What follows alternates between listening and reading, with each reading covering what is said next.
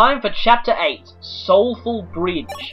This is pretty much the big finale of the first third of the game. If you thought the last chapter was hectic, this chapter ramps the HSQ up to 11. Seriously, you can tell by the chapter artwork here. Yep, something ominous is going to happen very, very soon. Things are not going to end well here. And yeah, we're back at Chysmere Bridge, and interestingly enough, this was in fact a chapter that appeared in the original Shadow Dragon, though not the original Book 1 of Mystery of the Emblem. That chapter got cut, which left its appearance in Book 2 kind of a plot hole. Not exactly a plot hole, but less people noticed the intentional nod back to the first game. Also, as you'll notice here, when Mary Sue's name tag pops up, yes, that's right, the name tag issues are gone. I've officially switched over to version 3.01 of the patch after finally discovering how to transfer over my save files. So yeah, from now on, everyone's name tags will show up correctly. So sorry you had to wait this long, but I'd already recorded quite a lot before here. Now time for House. I don't think I actually had any House Everyone in the last chapter. I think that was probably because, I did that one right after the Roro chapter. Skill potion, couple of stat boosts, luck and res. Not really useful for him, but anyway. Blunt sword, seriously? Oh, hey, I got Mary Sue actually training. And a couple of experience points. Yeah, I just got another joke weapon. Although, then again, the joke weapons are kind of useful in that, they have one use. Mainly that, they have such low, worth that you can forge them up for pretty much no money at all. So, yeah. You might notice here, there's a village right there. I believe there was actually an arena where that village was, back in this chapter in the original Shadow Dragon. There was also a castle right down the bottom of here, although that might have been the fate of Brahmin. Anyway, you can also see down here, this is the bottom of the last chapter. Yes, this chapter takes place, like, pretty much literally right after the last one. And that's part of the reason why it's so hectic. So the bottom of this map is actually the top of the last map. We can see here, hey, you weren't there in the original Mystery of the Emblem. Yep, Wodger is back, and we're going to recruit him in the same way we did in Shadow Dragon. But, if you look here, there's also 3 paladins. Yes, they're throwing promoted enemies at us now. A couple of snipers with silver bows. And standing on the castle is George. Yep, George is back. He's still got his Parthia, but he's got a new toy, the Sagittarius Orb. Fortunately, this time, we can recruit him. Bunch of generals here, one with an arm scroll. These guys are tough. You want to stay out of their way. And who's... Uh-oh. Hardin, you might want to get that checked. You kind of have something in your eye there. Yes, that's right. The Emperor himself is here to stop us personally. And this is why this chapter is ridiculous. He has the legendary lance and the dark spear, which as the description says, makes him invincible. He's also broken the HP cap. And has broken the caps of the original Mystery, though if you're playing on normal, like in the original Mystery, he'll have his stats all capped at 20. Just like back then. That was good by those standards, but now that's kind of pathetic, so I've played hard, where he can show off his true power. Of course, by the time we actually get to fight him for real, spoilers, we'll probably be well ahead of him in stats. On Lunatic mode, on the other hand, he's got 30s in everything. So, yeah. Ouch. The defense of a general, the strength of a warrior, and the speed of a swordmaster. Yikes. Of course, I haven't played that mode, so that's also equal to the final boss of Shadow Dragon on Shadow Dragon Merciless. And he's not even the final boss. Also spoilers, but anyway. Yeah, so on Lunatic he's ridiculous, but even here, you want to stay out of his way. He is, at this point, to put it in the words of a certain Portal character, a death option. Essentially, if you want someone to die, put them in his range. They'll be dead. Right, back to this, preparations. Now, we've got a conversation here between Militia and Mary Sue, but the music's kind of different, and, funnily enough, despite the first 2 conversations having her act, to put it mildly, deluded and insane, this one's actually kind of sweet, which I did not expect at all. This one's, yeah, actually pretty nice, and, kind of redeems her a little bit. Once again, she's insisting she's not a child. And yeah, we get a little bit of, indication that my unit's not quite so different, and, Militia's got to go through a bit of a coming-of-age story in this game, so... Interestingly enough, yeah, her last conversation is kind of... Yeah, it's actually kind of nice, which I was not really expecting.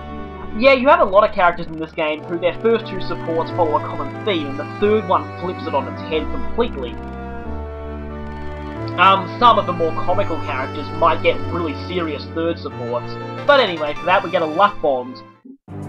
And now we have this conversation. This conversation, on the other hand, is anything but light. This may well be the darkest, heaviest conversation in this whole game. Some of the supports get really dark, I have to warn you, and this is one of them. I just say that if this game ever was properly localized, I have a feeling this support alone would jack up its age rating. I'm actually serious when you see what happens. I translated this conversation myself when I first got this game, and it pretty much, the translation patch team pretty much translated it almost exactly as I did, so I really didn't learn anything new here. However, when you see this, you're going to think,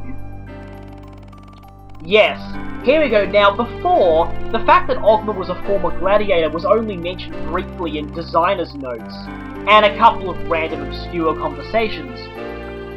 Now, yep, this bit right here. You learn exactly how horrible Ogma's past was, and even worse, he was still a child when he was put through that. So you learn here that Ogma, wow, he has some pretty serious trauma in his backstory, and that's why, back when he talked to Samto, he really didn't like Samto bringing up his past, because it was just that painful for him.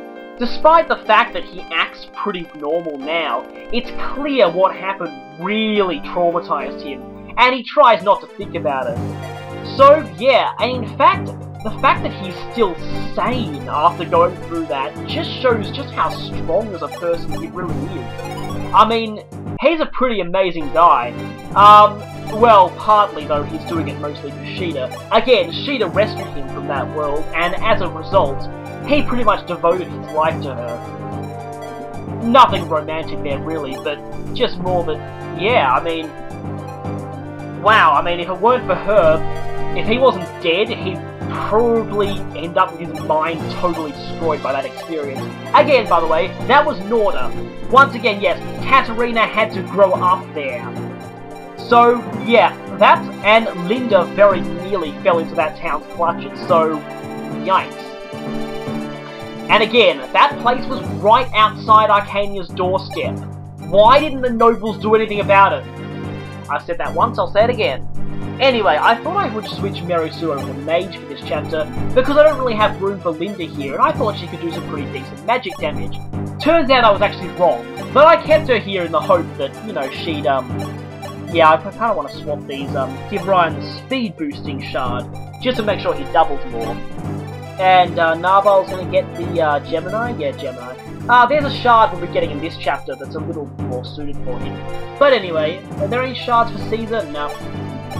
Alright, anyway, I'll switch this one over to her. I may actually end up dropping Linda for the whole game after this, I don't know, I might.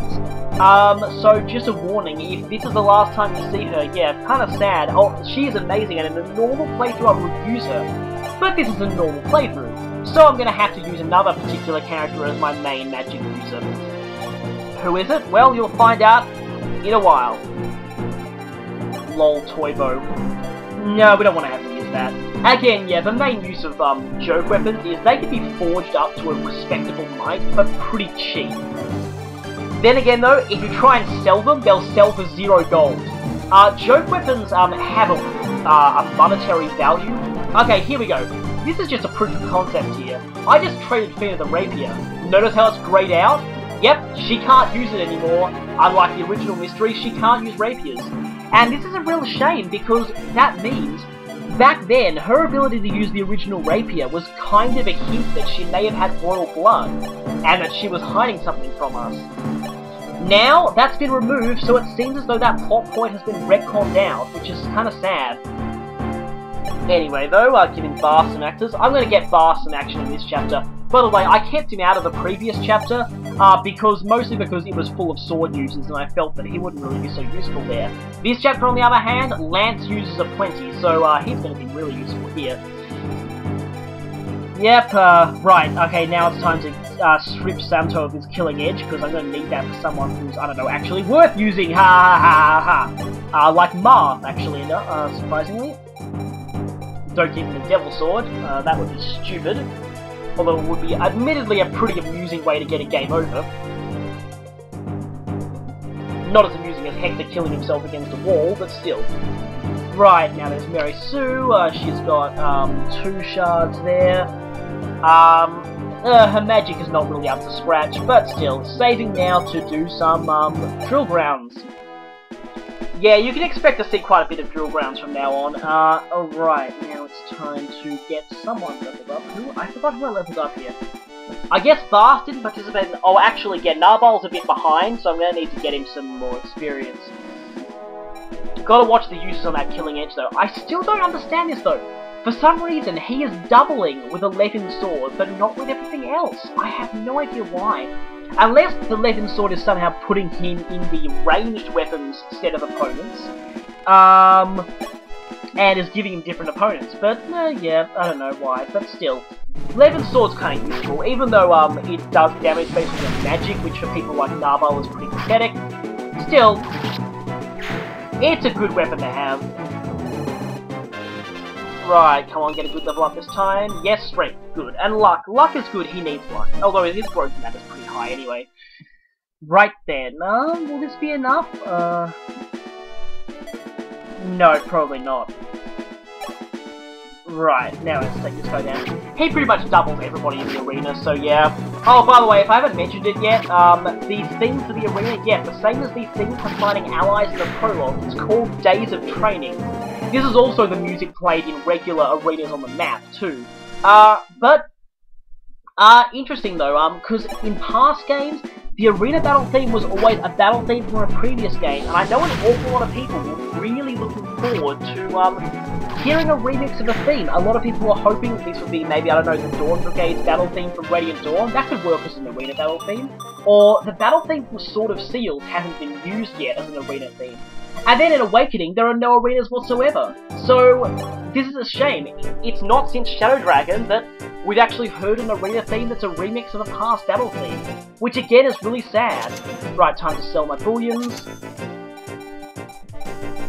I'm gonna need gold in a little while, so that's why I'm selling them, really. Do not want to sell that shaver. And, right, this is looking, for the most part, pretty good.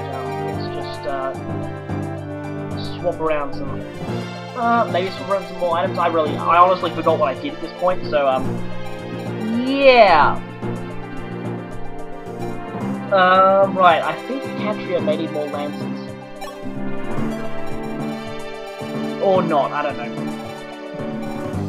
Yeah, if you compare Caeda and Catria, Catria's got the better strength, but Caeda's got better luck, so she dodges more. So Catria hits harder, yeah, Caeda does the dodging. I guess, yeah, that's the benefit of using 2 Pegasus Knights. You can kind of see how they are in comparison to each other. And of course, I need to kick someone if I want Fina, so I'm going to have to kick out Linda. Fortunately, the next chapter has 12 deployment slots, not 11. Unfortunately though, 12 is as big as you'll be getting in this game, sadly. In Shadow Dragon, you had 15 deployment slots, an awful lot, but in this game, 12 is pretty much as good as you're getting, and that's weird. They seem to have really cut down deployment slots in this game. I honestly don't know why. Anyway, I'm going to switch Fina all the way back over there, to make sure that Marth gets to and from this village as quickly as possible, because he needs to visit the village, but he's also got to seize as soon as we can. This chapter, like the last one, we're really going to want to finish this chapter as fast as physically possible, and I mean bloody fast. Because this chapter, you don't want to stick around here for long, trust me. Remember how I said Astrum's squad? I don't know if they moved in the last chapter. They definitely move in this one. if you dawdle too long. And here we go, so here's Cain. Cain, yes, back from the prologue.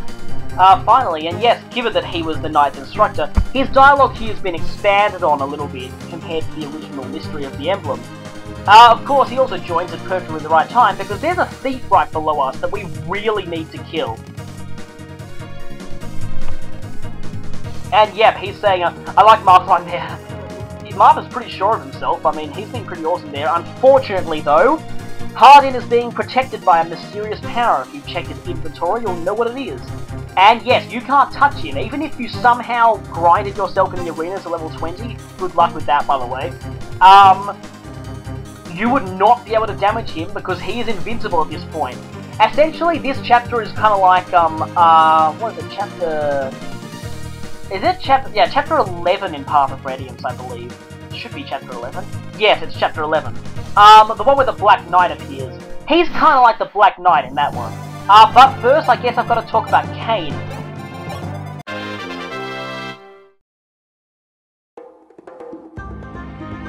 Cain could have been playable in the prologue, but since that's only one chapter, I'll kinda let that slide for the moment. Well, Cain, not much to say about him except he's another Cavalier, and a pretty damn good one at that. Just look at those growths there. I mean, kinda like Cecile, he fits the archetype of a Cavalier who's built like a swordmaster. But just wow, look at those growths there. His strength is actually surprisingly low compared to the other Cavs. It's even lower than Cecile's, funnily enough. But his base is actually quite high in that regard, so he'll still max it out on average. Skill, speed, and luck are really where he lies. Wow, those are amazing growths, and wow, like, he's actually improved quite a bit since Shadow Dragon, and that's saying something, because he was pretty good back there too. Although here he doesn't have quite as much join time on his side, so I guess it sort of balances out. By this point, if you want a Paladin, you'll probably have been either training Luke, Rhodey, or Sirius. So, yeah. But in the case that you haven't used any of them, Cain is pretty amazing, and I'd certainly recommend him. If you want another Cav, like I said, you're really spoilt for choice for Cavaliers, and most of them are really good, and Cain is no exception. Just like Frey before him. Again, Cain, pretty good. So, well, there's not much I have else to say about him, apart from the fact that, again, yep, pretty good. Except the thing is, though, one thing you might want to know, in the original mystery, he came with a killer lance. That's now been transferred to Frey, so he doesn't have that anymore. Still, I mean, he's got good bases, great growths, and he's actually, yeah, pretty good, and he comes at a quite nice level for where we're at. So, if you ever want an extra Cavalier, give him a thought. Now you might be asking yourself, where's Abel? Abel will be getting a bit later. But, think about him though, he's quite different in this game. And you don't have to worry about wondering which one of them is better. They're both quite different in their roles. But, until then, we've got Cain, and he's pretty damn good. So I'm having Feeder dance for Marth just so he can get to the village in one turn. Isn't it so amazing having a dancer around? In this village we meet... Oh, great, it's you. Oh. Of all the people we didn't want to meet now. Oh, no, it's Bantu the Fail. Apparently, Tiki is no longer with him. Maybe Gato finally realized that Bantu fails as a guardian because he fails at everything. Yeah.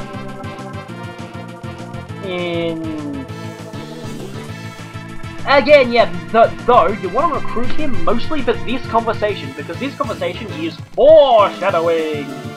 So yeah, the Realm of the Gods from Unwin's Legends. Apparently Bantu's not at liberty to talk about that. Yeah, the Ice Dragon Shrine where Tiki is. You might be thinking, if a place like that is mentioned, there's a good chance we'll be going there eventually. I won't say whether you're right or not yet, but anyway, Bantu, he sucks. So let's just leave it at that. Wait, what's that? You really want to see his stat sheet? Are you sure? Are you really sure? Okay, don't say I didn't warn you.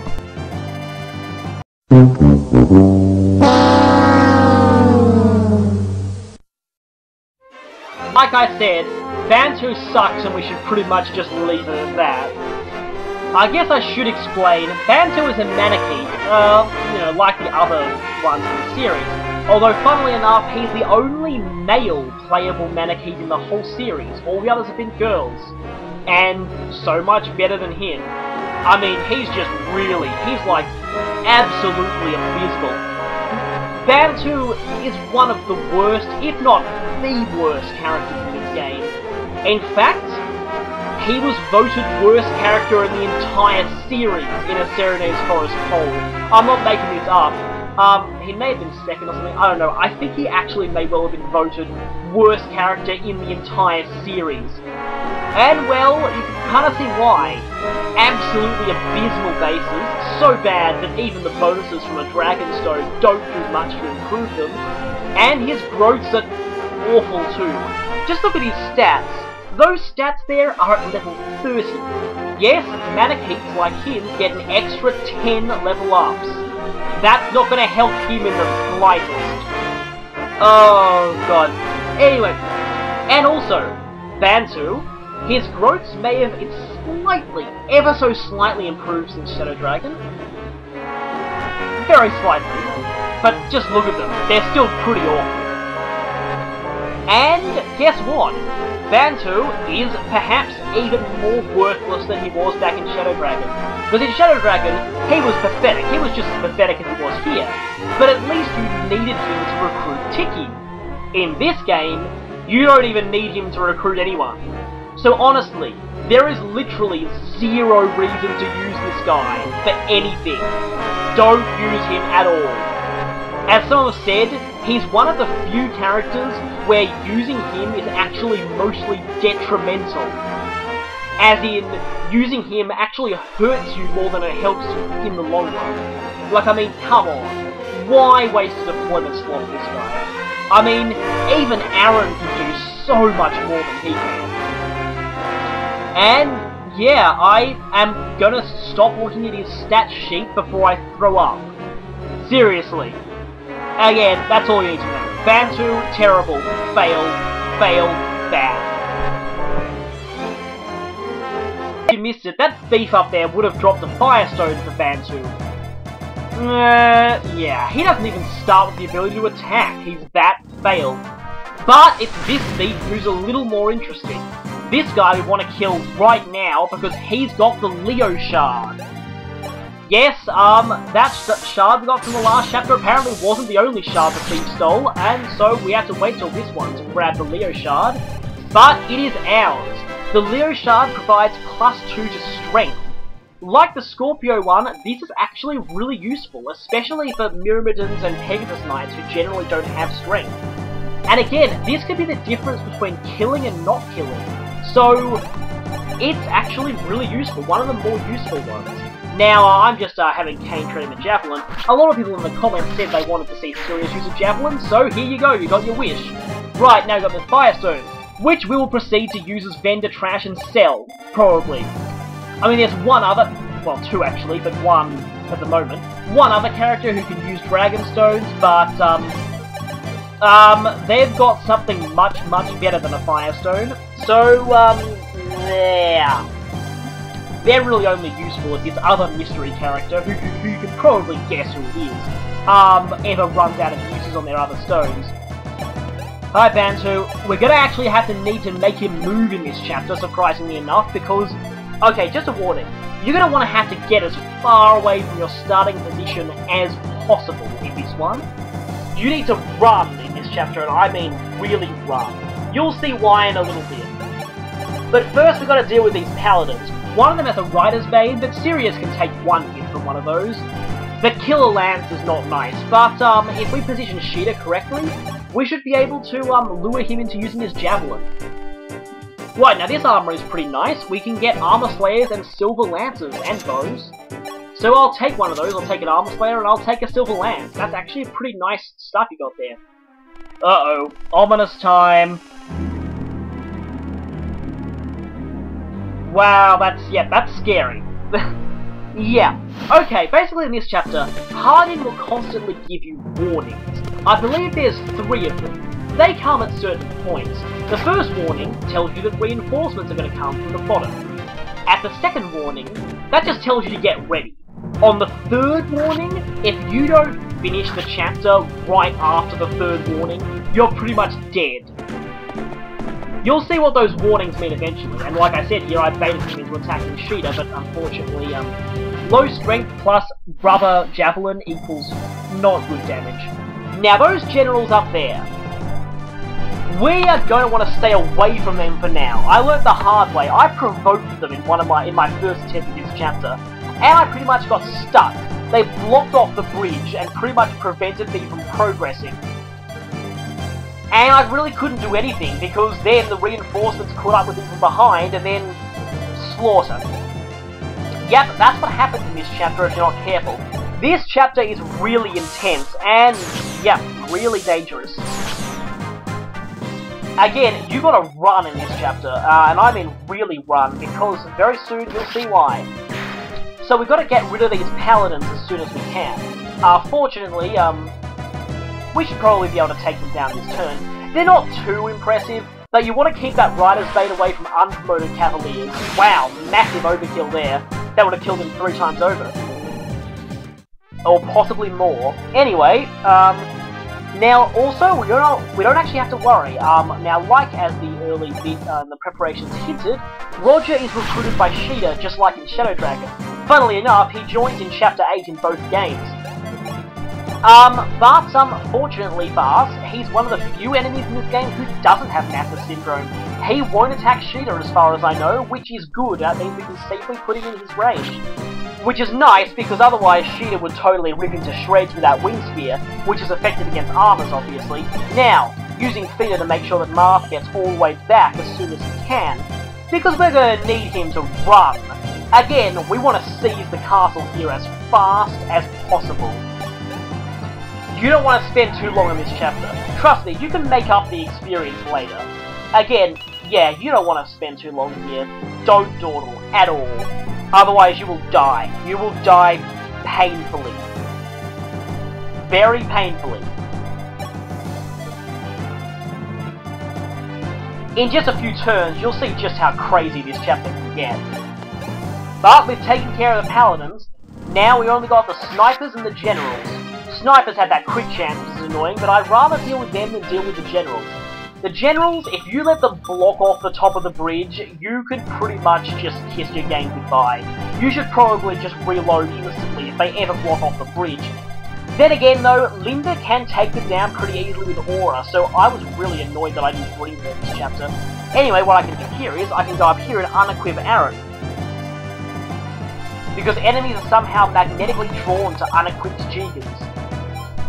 Just like they were in Path of Presidents. Like so. Hi, Roger.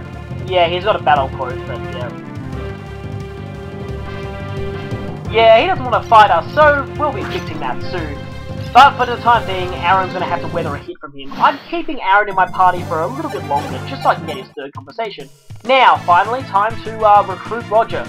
Now, I heard that in Shadow Dragon, Roger's recruitment conversation is one of the most popular in the game. I personally don't really see what much of the fuss is about, but anyway, for those of you who don't know, Caeda recruited Roger in the last game by essentially flirting with him in the middle of the battlefield. And, yep, and that instantly swayed to their side. So apparently, why is he fighting for Arcadia now when he was previously from Bruce?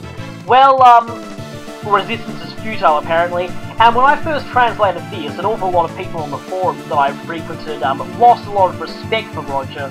I can kind of see why, but it seems like Caeda hasn't. He expects you to have lost a lot of respect for him too. I mean, he kind of did the same thing Mathis did in the first game, which is, yeah, kind of annoying. But still, apparently Caeda hasn't lost faith in him, and she thinks he's still the same guy as before. Now, for those of you who played that game, this recruitment conversation is in fact very similar. Some of the lines are almost repeated word for word, as his recruitment back in Shadow Dragon. So yeah, it's a nice callback. And yeah, of course, he's going to join us. This line in particular. with a few modifications. It's the same as his recruitment dialogue from the last game. And so Roger is going to go with us, and we have Wecwuiting Wodger. Shame there's no Wodewick in this game. Anyway.